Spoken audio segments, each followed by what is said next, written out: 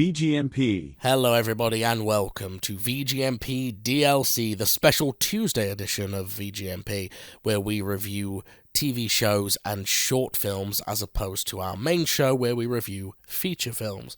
And today we are talking about the final 2 episodes of Amazon's new Fallout TV series.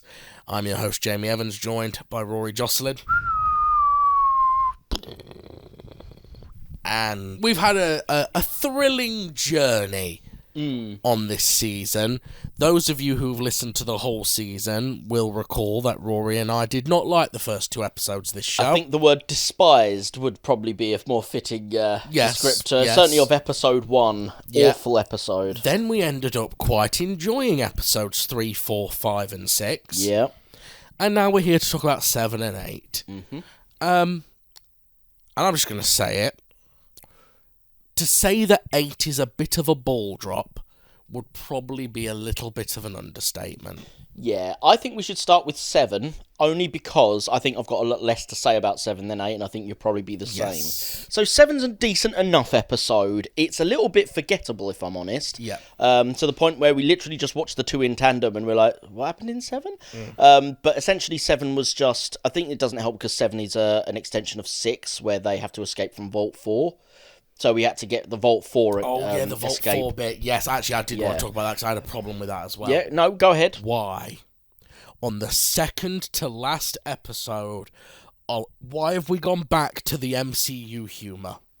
Yes. We'd gotten over it. Yeah, the actual show had evolved past it. And then it goes back to it and you get that stupid bit where they bring her in and they're all like, you've caused violence, blah, blah, blah, you threw acid in the face of an innocent man, we have no choice but to sentence you, as the guy's lifting a sword, to death by exiling you back where you came from. And then he slowly saws at the... Yeah, like someone trying to cut through a bit of roast beef or something. And we better get that sharpened. It's not in the penultimate episode. No, that's something you do earlier on, and even then, to be honest, the joke didn't sell.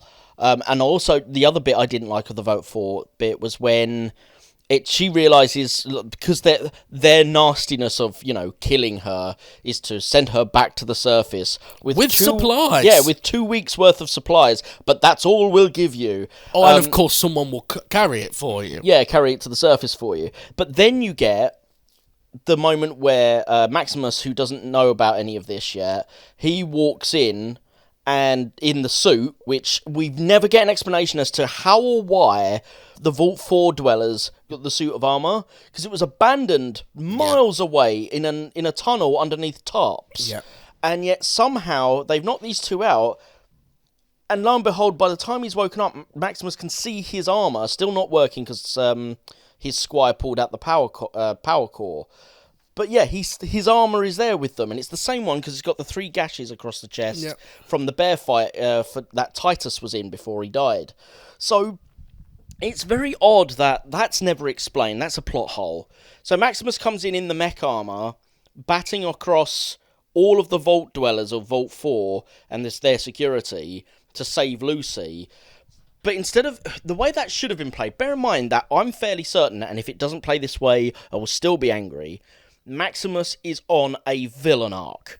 So, while he's trying to be a good guy and he's trying to save Lucy from what he thinks is a vile evil cult, because that's what she told him they were, he's attacking all these people and it's played for laughs. Like, suddenly the music that comes in is the old-timey music. It's like, oh, isn't this funny? And it's like... No, what you should have done was intensify the fact that these people are innocents. He's actually... And he should have killed a couple. Quite honestly. Yeah, I agree. Because it's like, well, I was being the good guy, I was doing the good thing. And it shows that even trying to be a hero, his villain streak comes out. And it should have been played for drama. That would have been awesome. Every time, in the first 2 episodes and the last 2, every time this show should be going into serious drama territory, it swerves out at the last minute and goes for comedy. And it just... I know I sound old, and I know I sound bitter, and I'm old and bitter, and I probably couldn't do a better job myself. But I am just so tired and we say this all the time, so I'm a broken record, so I'm going to say it quickly.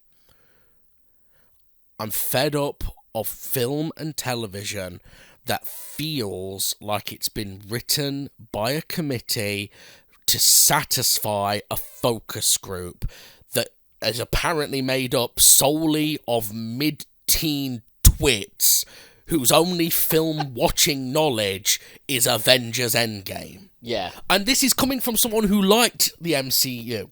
Yeah. I liked it. I still like it. I don't hate it now. It needs to take a break. The problem is everyone is trying to be Joss Whedon. Yeah, it has infected everything. Yeah, this does not need to be MCU. It's not big enough. This has had some great moments in it. Oh, phenomenal. But my positive... Obviously, we're at the end of the season now. Looking back on this first season now, my thoughts on it are tainted because it starts shit and it ends shit. Yeah, and that's a problem because even though, like, I would say episode 4 is literal gold. It's a phenomenal episode of TV. This is the equivalent to episode 3 of The Last of Us for Fallout. Yeah. But the ending doesn't work, and the beginning doesn't work. So, we've tapped into a lot of episode 7. I'm not sure there's a lot more to say about episode 7. Let's just talk about... We should have known his name, but the Squire, who's clearly been set up for season 2. They catch up with him again, and he meets some weird doctor guy who we've seen a couple of times at this point, who's blatant... And his foot's obviously fucked from where Titus stamped on it in his mech armor. Maximus Titus is his fake name, isn't it? Yeah. And he trusts this doctor who no one would trust. I don't care how much pain you're in, you wouldn't trust this guy. No. He doses him with something that starts the process of turning him into a ghoul. Later on... he heals his foot, though. So it seems in this series, I'm not sure if this is correct to the games, but being a ghoul essentially is like a superpower initially in which you're essentially constantly able to self-heal. But over time, you sort of decay... Which we said we thought that must be it, didn't we? Because Walton Goggins, in episode 2, when he's getting shot by loads of bullets and he didn't seem to react to them all, he just flinches a little bit sometimes. But yeah, so it seems to be that as a ghoul, you're essentially super strong and super healing. And this guy gets an arrow through the neck eventually, doesn't he? And survives. Yeah. The reason he disappears from the story, and we knew this, he was like, well, they're saving him for season 2, was because... Essentially, now he knows he's going to become a ghoul. The Brotherhood of Steel, it turns out, would not be very much fans of that, and they'll kill him. So they, Maximus and Lucy, let him run away while they commit to a plan of tricking the Brotherhood with a fake head. Remind me, because I can't remember, even though we've literally watched this whole show within 24 hours. Did Maximus know that the thing that they actually wanted in the head was the chip? Or did he not know that? Because if he didn't know that, then fair enough. I don't think he knew. He just knew he needed... So he was after the bloke. When he was decapitated, they figured that the head was the important bit, because everyone was after the head, weren't they? Because the ghoul was after the head, as was Lucy, but obviously... That's fair enough, then I'll accept that. Because if he knew it was the chip, then how on earth he thought that plan would work, I don't know. No. But, so episode 7 is okay. It's a little bit forgettable. Yeah, it builds nicely. The stuff in the vault builds nicely. Norm finally has had enough. They split the Vault 33 up and send a bunch of people to work in 32. Yep. They elect the blonde girl with the eye patch to be the leader, because she's another one from 31. Yeah, I say elect. They appoint. Yeah. They don't elect her. Yeah. And Norm hacks the Overseer's terminal and gains access to Vault 31. And it does that thing that is both effective, but it's annoying that it's effective, where he walks in, his eyes go wide, he's like, no, it can't be, cut to credits. Yeah. So that you, of course, want to go on to the finale. Yeah, what has he seen? Oh my god. He saw a Roomba. Yes, it turns out it was a Roomba with a brain on it. Which is a character we've seen in the past sequences called Bud, who's an annoying marketing guy. And he's like, life is management. And it turns out, as a brain on a Roomba, he is now the manager of Vault 31 and all of the executives, essentially. So here's where I've got a problem. I'm going to have to bring this up, because everything was going fine. Mm-hmm. It was a little silly, the Roomba. But set design's still good, etc., etc. The Brotherhood coming back in the final episode, after they've been absent for like 6 episodes. Yeah, the only connection we'd had was Maximus and his squad. That just feels badly planned. Yeah. But also, the risk you run any time you do a show like this that is based around solving a mystery is there's always the risk that the solution will not be worth the build-up. Sure. Happens a lot, especially as people become more and more media savvy, because it becomes harder and harder to think of new things. Yeah, it's harder to twist on people. I haven't seen it, but from what I've heard, this is the exact problem the Westworld TV series had. It had a great twist at the end of its first season, but much like the show Lost, it just kept building and building and building to a mystery that it didn't have the answer for. Yeah, it's the mystery box thing. It's it was popularised by J.J. Abrams, Yeah. though it's been around before that in the MacGuffin, really, which was mocked by Tarantino in Pulp Fiction. The briefcase with the golden light in it, whenever they open it, I'm like, oh, we got it, it's amazing. We never see what's in the briefcase, because that was him mocking the MacGuffin, the item that must be there and everyone really wants in the story, but realistically as an item is meaningless. Yeah. It's just the thing people want. The mystery box is similar, except for the difference with it is it's like, oh, we're opening a door, boom, nothing. Oh, you'll come back now because you want to see what's in the box. What's in the box? Just a box within a box within a box. And it doesn't have to be a literal box. It can be an opening door. It can be a reveal of something that you're just like, oh, Luke, I am, boom. And then you have to wait till the next film. You know, it can be something like that. But essentially, the mystery box is what J.J. Abrams was very good at. Lost is a J.J. Abrams project. Did a lot of it. The issue is the mystery box... Mystery Box has a huge positive and a huge negative. The huge positive is that you can build on it really easily and just keep people farming back for more. Look, there's another mystery, And people start going wild over what all of these mini mysteries mean. Now, that's fine. But as you say, you need a final play that all of these mystery boxes wrap into. Because if you don't, like Lost, and to be honest, like this...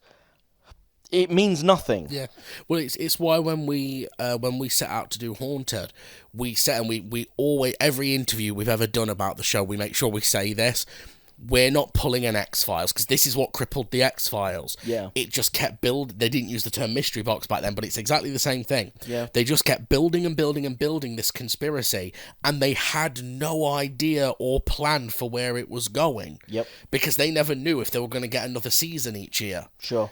And that's why I love mystery box shows.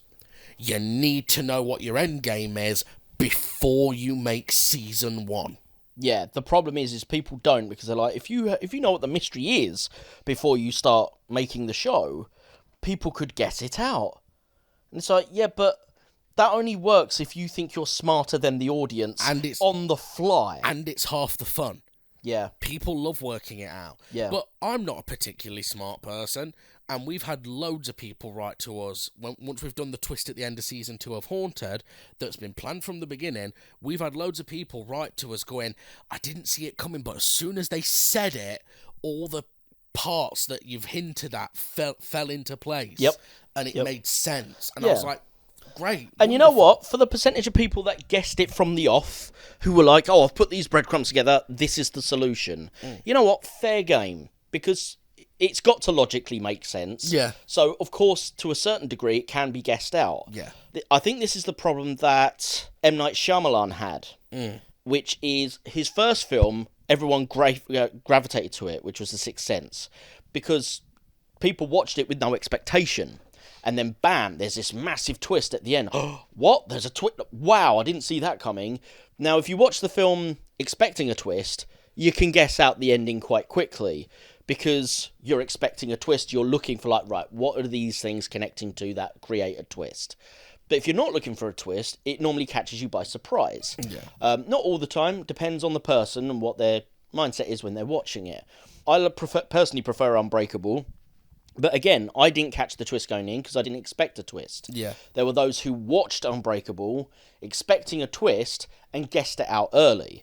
And for them, the film has less impact because it's sort of... most of M. Night Shyamalan's films are relying on the twist. Yeah. But when I went into Signs, I was like, well, there's going to be a twist. And the problem is that has only a certain amount of recoup value. So the only way you can stop people guessing a twist is to make it inane. But that's no fun. No. Because it's like, well, if the answer is in the tool shed, but the question is, how do I get on the spaceship? But there's no connecting thread between the shed and the spaceship. You might be able to reason why the shed leads to the spaceship, but I've got no way of guessing it out during the episodes or during the movie. So it feels cheap. It's not earned. So, yeah, and to be fair, a lot of this seems to struggle with the fact that they've set up all these mystery boxes and they don't pay off. So I was trying to say, so here's the thing, and spoilers, I don't know why you'd be listening to this if you haven't seen the show, but just in case you are, I'm about to spoil the finale. Yeah. And I will caveat by saying that I've read it up and it sounds like this is in the game. So possibly I have no right to criticise this. But you see media in the order you see it, and that locks it in your brain. I've been enjoying the build-up to the mystery of what's in the vault, as in what's in Vault 31. The way they reveal it's done well, where it's simultaneously we're cutting between the past timeline and the future timeline, and we're getting bits of information in both. That's edited well, it builds well. Yeah. This episode is directed well. Yeah. This is, aside from the fact that the main girl does absolutely nothing of value in this episode, other than stand there and get exposition dumped. She does. She's completely inactive. Yeah, except for one thing she does, but it's literally right at the end. What's that? She kills her mum.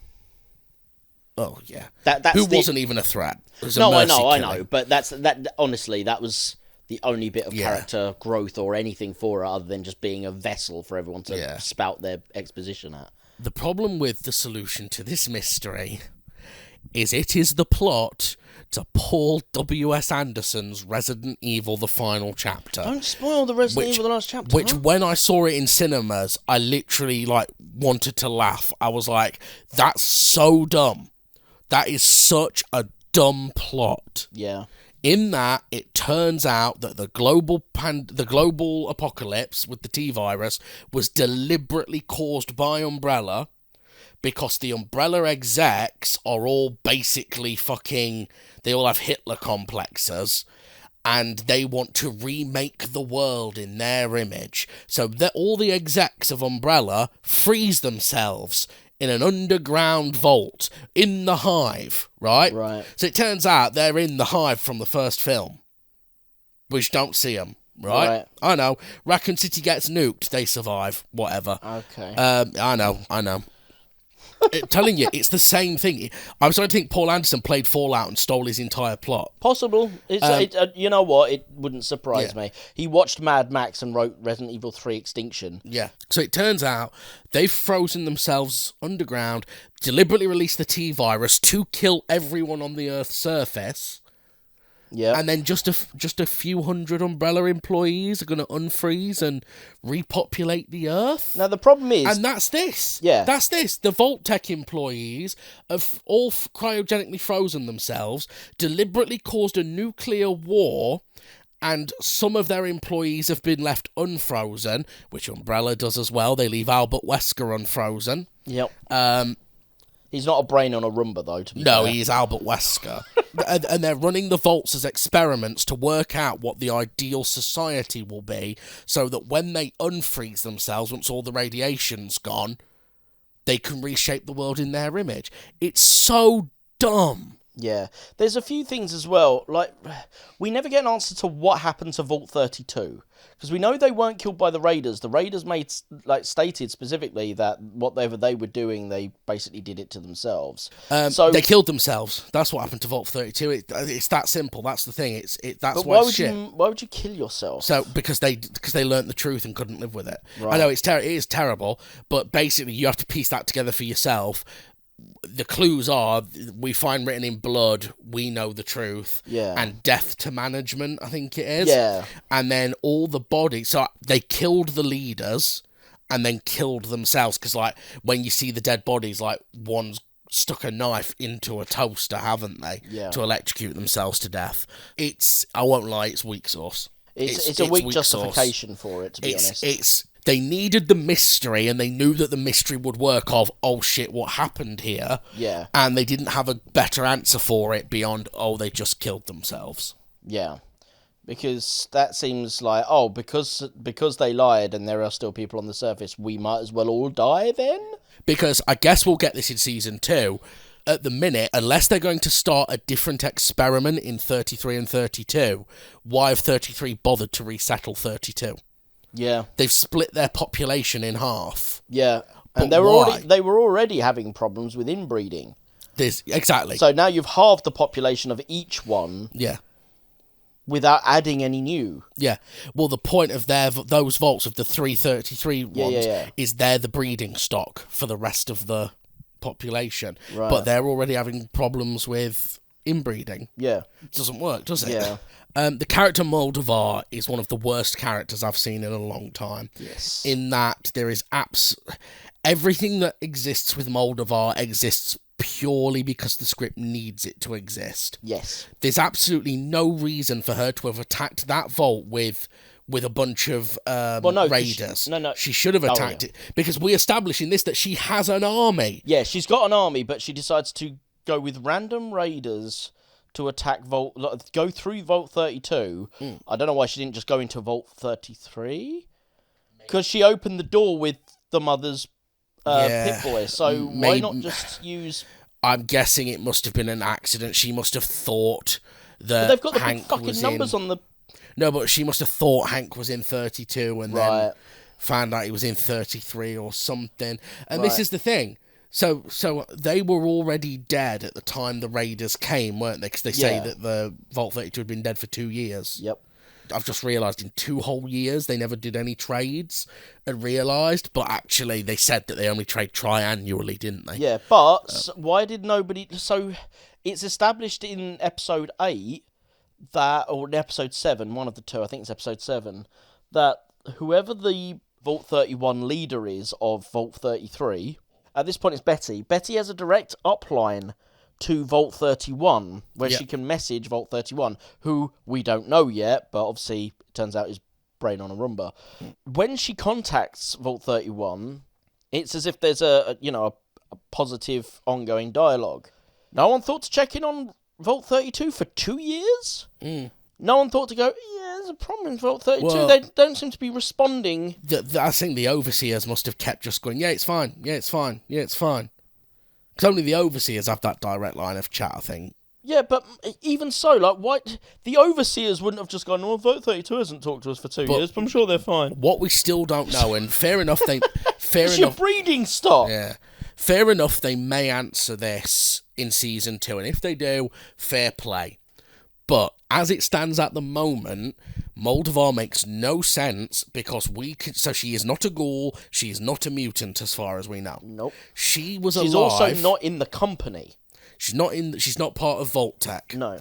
She was alive in in the pre-war time, before the bombs get dropped. She meets because Walton Goggins goes to a meeting with her, and she gets him to bug his wife. Yeah, right? and it's meant to be the resistance, isn't it? Like some sort of conspiracy resistance against Vault-Tec. Yeah.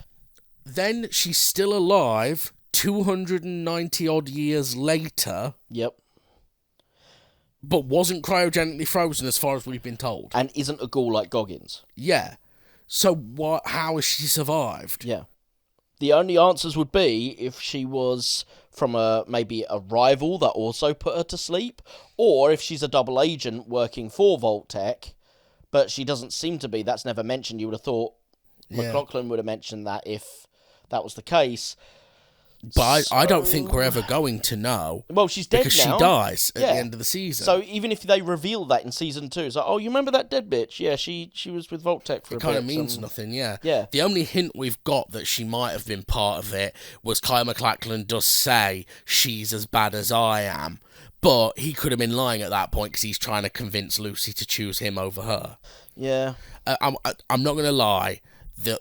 As a finale... And this is certainly not the first show to make this mistake. Plenty of other shows have made this mistake. As a finale, it's not very entertaining to watch. It's actually quite dull. Yeah. Because it's nearly entirely an exposition drop. Yeah. Lucy, as you say, does absolutely nothing until the final act where she shoots her mum. Yeah. is literally just her. It's poor Ella Purnell, who's done a great job acting up to this point. She's helped carry the series. All she has to do is stand there and look sad and mildly shocked while all this exposition is dumped on her. Yeah. Stuff that what should have happened is it should have been spread a bit more evenly throughout the season. Yeah. So we were getting breadcrumbs. But we haven't had that. All we've had is mystery, boom, drop a load of exposition. Yeah, because we need to type the story and shit, we don't know what we're doing. The other thing that's frustrating is that they let the wrong villain live.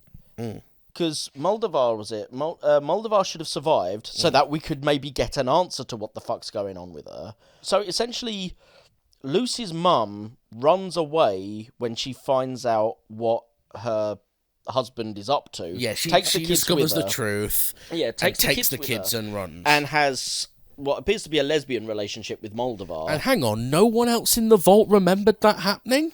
Yeah. Like, fair enough, the overseers would hide it. Yeah. But there's people that are old there that aren't obviously part of the overseer clique. yeah, who they don't turn around and go, oh, I remember when your mum ran away. Yeah.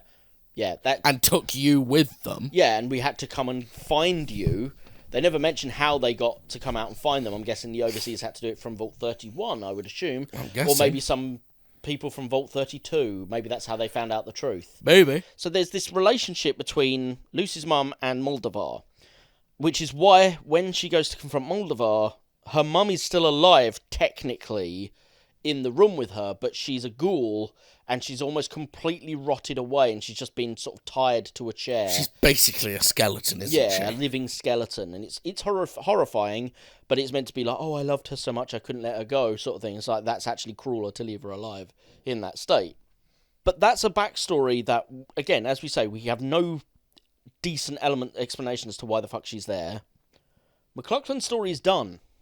Yeah. So out of the two, you should have left her alive so that she could become the villain of season 2 or whatever. Yeah. McLaughlin should have died because, let's be honest, I can't think of what purpose he'd serve now. His whole mystery is solved. This is the thing, you can't kill... This is what they're probably thinking. You can't kill him because the main villain of the games is Vault-Tec. He is your only representative of Vault-Tec who isn't cryogenically frozen at the moment. Apart from the one currently running Vault 33. Oh, him and Betty. Yeah, but come on. If you had to choose between Betty and Kyle MacLachlan as make your it more logically villain, consistent then to make McLachlan more worthy as a villain. Don't get me wrong. It's not his so performance badly either. done. It's so badly done. His escape, Yeah. honestly... It's literally so cartoonish. Honestly, he slips on... so one of the big mech things comes in with its head missing. He sneaks into the armour. Yeah. Like, that's a thing you can do. We've seen how difficult these armours are to put on. Yeah. For starters, you need a special suit to wear it, which he's not wearing, by the way. I don't think they need the special suit. I just think they have it, maybe. Oh, okay. It's never mentioned that the suit does anything specific. Right. And he just kind of... in the background of a shot, because they didn't want to be bothered animating it's like it. Dr. Robotnik jumping out of a window, isn't it? Honestly, he does a little Iron Man hop away with the little thrusters, and honestly, you could almost hear him saying, "I'll get you next time, Gadget." Yeah, next time, Gadget. As he goes away. Time. And it was just... I thought it was more of a Mario where he's like, woohoo, as he jumps out the window. Like, Walton Goggins turns up, and it's like, oh, let's set up more mystery for the ghoul. It turns out he doesn't know where his family are. And you're like, well, why would his family be alive? Unless they're ghouls as well. Yeah, they're either ghouls, or they could be cryogenically frozen, to be fair. Because his wife was in on it. Oh, so... I bet what it'll turn out is his wife took the kid... They froze. He was like, no, I'm not doing... Although we've seen the beginning of his daughter's with him. Yeah, as the nukes go off. Interesting. This is the problem. I'm wondering, and there seems to be a lot of evidence for it, if this suffers from the modern Star Trek problem, which is and this has been the case since Abrams took over, and now it's with this other group with Alex Kurtzman. They're like, what's a really great visual shot? Yeah. Walton Goggins going down a road on horseback with his daughter as the nukes are flying. That's amazing visual. It is an amazing visual. But then afterwards, you're like, we've done all these like amazing visuals throughout it. How do they connect again? And then you've got to basically, you're on the back foot. You're like, well, maybe perhaps he's got his daughter with him and he stays on the surface so he's irradiated. But no, we need a mystery. So his daughter's still alive, and then his wife's in it, so his wife has the daughter. But we've seen him with the daughter. Yeah, we'll come to that in season 2, maybe. But at the moment, and it's just like, and guys, you need to have a plan before you do this shit. They do need to act like the overall decision as to whether this show is any good or not, or can be saved, relies on season 2 at this point. If they don't answer some of these questions in season 2, then this show is garbage. Yeah, it's got a few good episodes. And I'm already worried because, for me, the driving force of watching season 1 has been the mystery of the vault. We've now got that. So unless they're going to come up with another mystery that's as compelling... Yeah, maybe a connection between all the other vaults. Because we've seen Vault 4, but it didn't seem to be connected to them. But Vaults 31, 32 and 33 are all connected in a triangle. Yeah, which she said is his wife in the flashback said that's unique. No other vaults are designed that way. Right. It's only those 3 that are tied together. Right, so everyone else is isolated like Vault 4 is. Because that's the one that's meant for breeding the execs. Right. So, because he said, didn't he, they're all people who are optimistic and goal-driven and stuff like that. And you were like, that explains why they're all so ridiculously nice in that vault. Except Norm. He's mentioned specifically when every job he's given, he lacks enthusiasm. Yeah. Which is interesting. Yeah. I wonder if that will come into play. Oh God, when she was out the vault with the kids, she swapped them. Yeah. Norm's not really related. Yeah, it could be. The actual brothers it would make sense because he's so small. Generally the case, it's a general rule of thumb, human boys will always grow either just slightly taller or a bit taller, depending on the height of the dad. They'll always grow a little bit taller than their mum at maximum height. That's the rule of thumb that I've heard.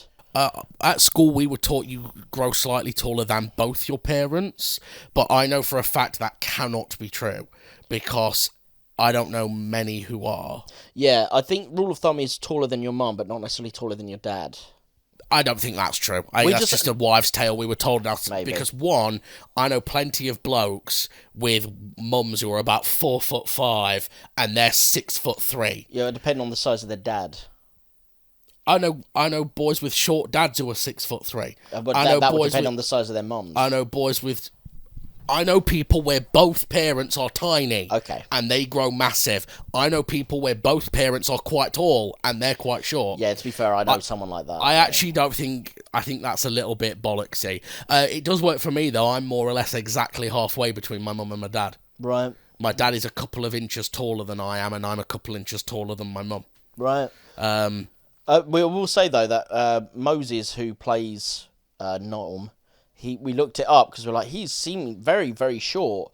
He's 5'1". No offence to him, he obviously can't help this, but I don't know if they've done it deliberately. He looks like a child in a lot of scenes when he's standing next to certain characters, because they are like double his height. Yeah. But to be fair to him, I mean, he was in Noobs in 2013. So if he did that role at 18, say, which would probably be the youngest he could do it without consent, he would be 28 now. Yeah. And he doesn't really look much older than he did in Noobs. He looks a day older.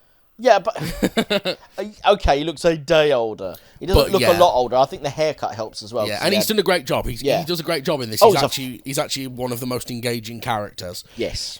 In terms of Season 2, then, what I'm looking forward to is it looks like we're going to get more of Ella Pennell and Walton Goggins playing off of each other, because they've kind of gone off together now. Yep, and that is the best dynamic. It looks like they're not going to abandon Maximus's villain arc, because it looks very much like he's going to become the leader of Shady Sands. Yeah, so what's happened at the end for him is he got knocked unconscious by McLaughlin, or Mech-Lachlan, because he's in a robot suit. And while he's unconscious, he then comes to after Lucy, and that's left. And obviously the leader of the opposition is dead. Moldova is dead. Dane comes in, the friend that he severed the foot of in episode 1, who then is now saying they did it to themselves. Which, kind of eliminates the beginning of his villain arc. I thought that was a shame. I prefer. Yeah, that was a shame. I didn't like that at all. That was pointless. You've just eradicated a piece of the villain arc. But Dane comes in, sees that Moldova is dead, and that Maximus is alive, and goes, "You killed Moldova." And he's like, "Actually, no, it wasn't me." And immediately Dane holds up Maximus's hand and goes, "Hooray for Maximus, a new knight of the Brotherhood." Yeah. Right? Now, number one, Dane is no higher up the ranks than Maximus is. I don't think they've got the right to actually promote him. No. Number two, okay, like it's fine as a moment, but to be fair, I think this is what's setting up what you were saying. He's going to become more of a villain because now he's going to be a knight. Yeah, that gives him the official knight title, so he's get his own suit. Well, because he did have a conversation earlier. I can't remember if it was in 7 or earlier in 8, with the head of the Brotherhood, the old man, who is lamenting the fact that the Brotherhood isn't as disciplined as it used to be. Yeah, it's early 8, yeah. And his dream is he wants to restart with this cold fusion technology that was what was in the head, restart the Brotherhood with himself as the head and Maximus as the sword. Yeah. And I think that's where we're going. Yeah. And then they'll either have an opportunity where they'll either chicken out and crowbar Maximus into being a good guy for love, because he loves Ella, Lucy. Yeah, Lucy's offered him to come live with her in Vault 33. Yeah, although that's off the cards now. Now we know that Vault 33 is actually a sham and it's all part of this conspiracy. She doesn't know that yet. No, she does. She knows that. She knows it, but he doesn't. Yeah. However, that being said, that it's not really a sham insofar as they are still there to breed.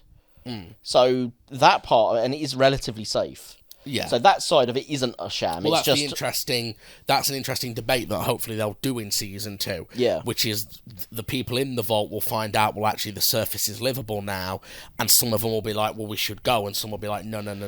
Yeah, it's our. To be fair, there was a line I liked from the incest cousin, when Norm says to him, "You're a coward for moving to Vault 32," and he goes, "We're all cowards. That's why we live in vaults." Yeah, and I think that's an interesting. Yeah, I hope that sort of idea comes back. Of course, we were never going to repopulate the surface. I suspect that's what will happen. Actually, is you'll have the blonde girl leading the group who want to stay in the vaults and rule it the way it's always been ruled. Yeah, and Norm, because let's be honest, Norm's going to get out of that room he's locked in. Yeah, he'll be fighting to go up to the surface, I think. Yeah, he's going to find his balls, basically. The other thing you could do with Maximus, and what they should do, is have him be the sword of the Brotherhood for a while, and eventually get... Because it's part of his character, he's been power-hungry this whole time. I reckon he should betray the guy. Usurp the old guy and declare himself the dictator of Shady Sands. Yeah, I think Maximus should become the villain leader 100%. Of the Brotherhood of Steel. Yeah, and then you've got McLachlan and whatever he's going to end up doing as like a separate faction.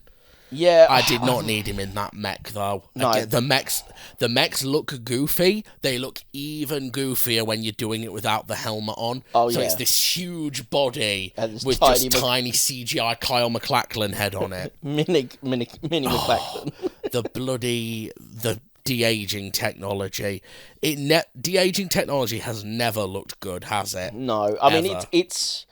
Yeah, the problem is it's significant. That shot of McLachlan de-aged is significantly blurrier than every other shot because it's having to accommodate for the relative shittiness of the de-aging process. And the shot holds on him in slow motion. Yeah, for a long way time. Longer than it needs to, because he's not even talking at that bit. No, it's just a lot of staring at his quiet face. And you're like... Honestly, it almost feels like they're going... Look at our de-aging technology. No, you don't want people to look at the de-aging technology. No, you want to give them a glimpse of it, enough for them to register what the twist is. Oh, it's Kyle MacLachlan, looking how he looked in Twin Peaks. Yep. And then move on. Yep, that's what you want. But this is the same writers who did Captain Marvel, which obviously famously Nick Fury is de-aged for the entire film in that. Oh, gosh. And Clark Gregg, who plays Agent Coulson. Because it's set in the 90s. Oh, Captain okay, I didn't Marvel know that. Is. Yeah. Anything else you'd like to say, Rostifer? So, there's a review here on IMDb. Oh, go ahead. It's a 3 out of 10 for the final episode. Ooh. Now, there's some bits I disagree with, and there's some bits I agree with, so I thought it'd be quite an interesting one. Sure, go ahead. I won't read out the name, only because it's not really a name. It's a letter numbers. Right. So, fuck that. Beginning was good, really good. Couldn't disagree harder with that. I suppose with Jay Nolan not being a director and writer, this will slide really quick. Well, actually, it got better without he left. him. And then he's put, did I get it right? Mother took her children to the surface, and her husband had to do the only right thing. Blow up the biggest city-state on the continent with a nuclear bomb and kill 35,000 people. The famous World War, which nobody knew how it started, was actually a master plan by richest corporations to dominate the world, by annihilating it. Wow, amazing logic. Brotherhood, especially towards the end, looked like a bunch of hobos led by a crazy guy. Disappointing ending of Season 1, not putting much hope in Season 2 after seeing it. There are positive ones as well, to be fair. There's someone, woo, what a season. The season finale simply did for me what I'd hoped it would do. Increased my awareness and now desire to play the game, while also waiting for the now highly anticipated Season 2. And so there's 3 reviews for it at the moment. 2 are positive, 1 is negative. The second positive one, though, makes no sense. It's talking about a figure known as Ophir Chakran. He wasn't born into the chaos, rather he was forged by it. And I think it's just him doing, for some reason on IMDb reviews, I don't know who Ophir Chakran is. He's either a character from the game or this guy is basically doing a role play, a full-out role play by himself in an IMDb review and giving himself a 10 out of 10. Who the fuck is Ophir Chakran? I don't know. Weird. Do you want me to Google it? Led by a charismatic leader named Eleanor, the resistance was dedicated. This is just some guy fanboying. Okay, I don't know why you're doing that in a IMDb review. The meeting of the world's most powerful corporate leaders is held in a room very reminiscent of the War Room from Stanley Kubrick's Cold War satire, Dr. Strangelove. Yeah, I noticed that. That was definitely a deliberate choice. Yeah, and you know what? I'm fine with that as a reference, because as much as I don't think it deserves it, Dr. Strangelove is a beloved film. Season 2. Would I want to watch Season 2 after watching this? I'm not sure. We'll have to obviously cover it on VGMP if it comes out. I'd be willing to give it a go. But if it's shit early doors, then I won't bother. Yeah, I can't say I'm looking forward to it. No, I'm not sitting there going, you know what, I can't wait until Season 2 comes out. I was hoping I would, even though I'm not a big fan of Fallout. And that's the thing as well. Technically, we're in the better position, because this has already been established by the creator of the games that this will be in its own separate continuity. It's not set within the continuity of the games. So it's already known about breaches of canon, because it doesn't need to completely hold to canon. So there'll be a lot of Fallout fans that will be watching this series, and they'll be like, that's wrong, why are you doing that? Over little details. You and I don't have that problem, because we're not big fans of the games. No. So anything that they get wrong, unless it's really overt, isn't really an issue. Yeah. In which case we can just chime straight in and either go, we enjoy the show or not, based on its own merits. The fact it hasn't sold me, you know what, it sounds harsh, and maybe it's not fair because he had to do all the setup. But Jonathan Nolan's episodes are the worst episodes, apart from the 8th. Yeah, no, you are right. It's a real 50-50 season, as I like to call it. Yeah. Which is, there's about 4 bad episodes and 4 good episodes. Yep. And sadly, the first 3 are actually, no, the first 2 actually, you know what, maybe it's not quite 50-50. The first 2 are bad. The last 1 is bad. 7's okay. Everything else was pretty good. Yeah, I'd say 3 to 7 are alright. Yeah. Number 4 is great. Yes, 4's the best one. I will watch the next season because I want to see more of the Ghoul and Lucy interacting. Yep. If they split up, though, and they don't develop Maximus's villain arc, I'm going to be like, what the fuck are you even doing? Yeah. They need to start wrapping shit up as well, because let's be honest, they're probably not getting a season 3. No. That's the way it seems to go on streaming. Yeah, that's normally a Netflix thing, but it does happen on Amazon as well. Would you recommend the show? We haven't done the recommendations or worst lines. Well, there weren't any worst lines. Would I recommend it? Oh, that's such a hard question for this. That is really hard, because the problem is the first 2 episodes are shit, and they're about 2.5 hours long. Yeah, the beginning needs a complete re-edit in order to be recommendable. Do you know what? I'm gonna. Remember, you that's can so half hard. recommend if that's. You can maybe it. Oh, yeah, I'm gonna have to half recommend it, because the thing is, so here's what you need to know: if you're gonna watch it, be prepared for the first 2 episodes to be garbage. Yep. It doesn't hit its stride until episode 3. Also, be prepared for a very clunky finale. Also, it doesn't do anything new. Yeah. There's nothing new and fresh here. It's all stuff that's been done before. Whether or not it's done well or not will really depend on how much you like the Fallout aesthetic and the actors involved. Yep.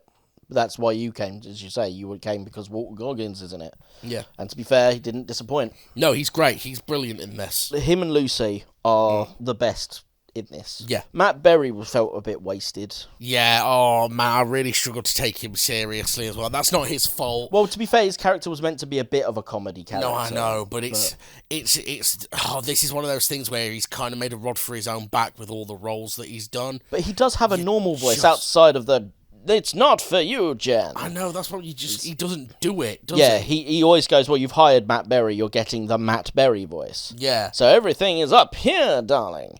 Yeah. And it's like, unfortunately, gravitas struggles to come across in that voice because it's not the voice for it. There were loads of bits where he'd say stuff and I'd just be like, "It's not for you, Jen." Yeah, it is literally like he's almost trying to create quotes from him. Yeah, what was the bit?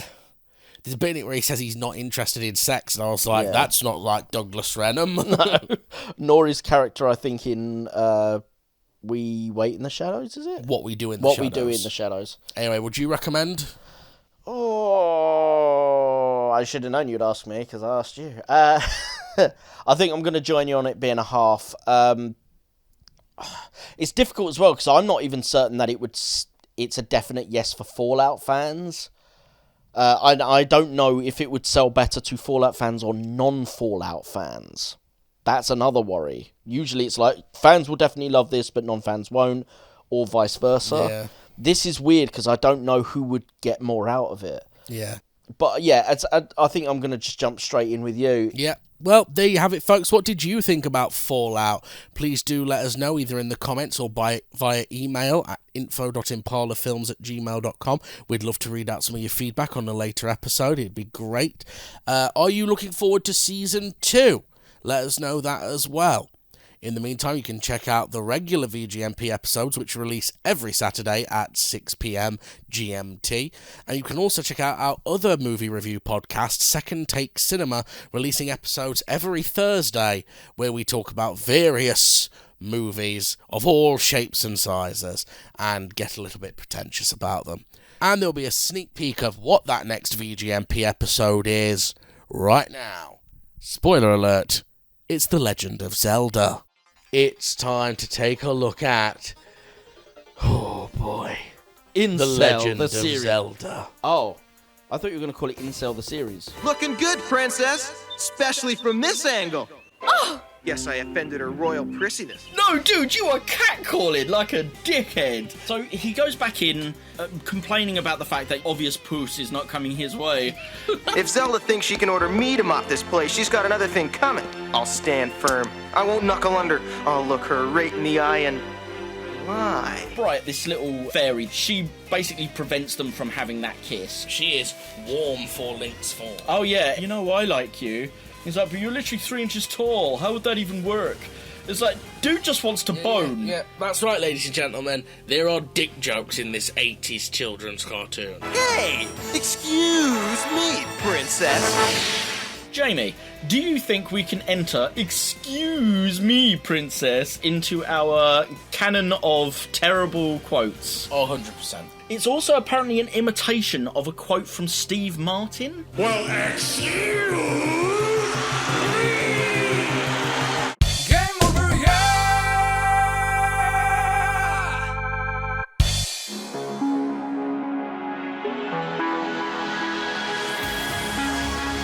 Cyberpunk Studios.